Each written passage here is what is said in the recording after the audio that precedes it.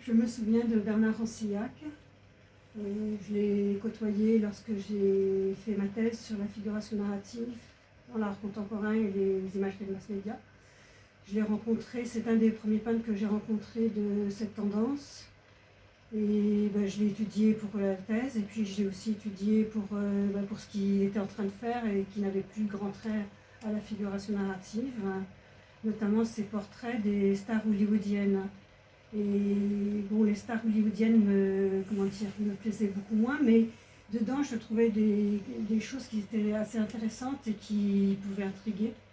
Notamment dans une des stars, je ne sais plus si c'est Vivienne Leigh ou une de ces genres de stars.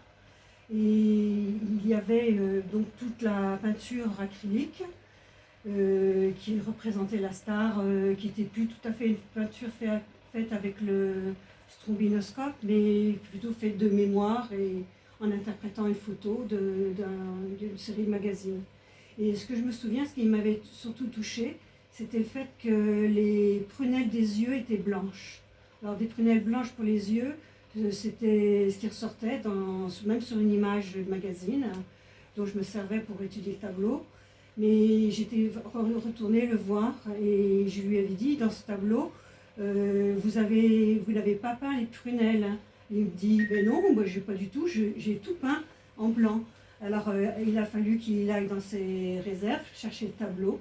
Et là, j'étais contente parce qu'effectivement, les prunelles n'étaient pas blanches. Et donc, voilà, ce qu'il y avait d'assez amusant, c'est que lorsqu'on fait un entretien, d'arriver à surprendre le peintre par un petit détail qui finalement me disait que le regard, le portrait, c'était pas tout à fait figé comme on pouvait s'y attendre, qu'il y avait aussi une autre dimension qui était la matérialité de la peinture, chose qui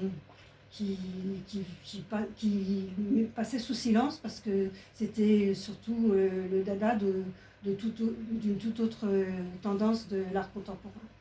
Voilà, et Bernard Rancillac, à l'époque, il était un petit peu seul, et ce que me disait le critique d'art Gérald Gassou-Talabo, et ce que j'ai fait son inventaire des œuvres qu'il faisait pendant qu'il était là ou pendant qu'il n'était pas là. Voilà, et j'y allais assez régulièrement, tous les 15 jours, pendant une année, 2 ans, je ne me souviens plus très bien. Voilà, c'est ça. Il avait donc un atelier qui était dans le banlieue de Paris, puis après, il en avait un autre à Cachan, et puis il en a eu un troisième à Malakoff. Et c'est surtout celui de Cachan et celui d'avant que j'ai connu. C'était des ateliers où c'était à peu près bien rangé, et il y avait le prolongement avec l'appartement. Et ce qui m'avait touché dans son arrangement, c'est qu'il avait mis des miroirs pour ses chats. Donc les chats, c'était aussi